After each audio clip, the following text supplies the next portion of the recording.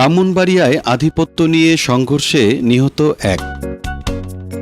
ব্রাহ্মণবাড়িয়া সদর উপজেলার সাদেকপুর ইউনিয়নের বিরামপুর গ্রামে আধিপত্য বিস্তারকে কেন্দ্র করে দুই পক্ষের সংঘর্ষে নাসির উদ্দিন নামে এক ব্যক্তি নিহত হয়েছেন। শনিবার ২৫ অক্টোবর ভোর ৫:৩০টার দিকে সাচ্চু ও হারুন গোষ্ঠীর সমর্থকদের মধ্যে এই সংঘর্ষ ঘটে।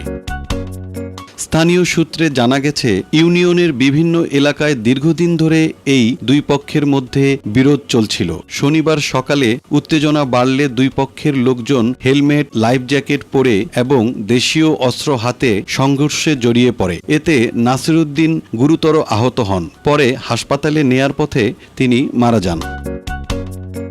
ঘটনার সত্যতা নিশ্চিত করে ব্রাহ্মণবাড়িয়া সদর মডেল থানার ভারপ্রাপ্ত কর্মকর্তা ওসি মোহাম্মদ আজহারুল ইসলাম বলেন, খবর পেয়ে পুলিশ ঘটনাস্থলে গিয়ে পরিস্থিতি নিয়ন্ত্রণে আনে। বর্তমানে এলাকায় অতিরিক্ত পুলিশ মোতায়েন করা হয়েছে। পরিস্থিতি এখন স্বাভাবিক রয়েছে এবং সংঘর্ষে জড়িতদের শনাক্ত ও গ্রেফতারের কাজ চলছে।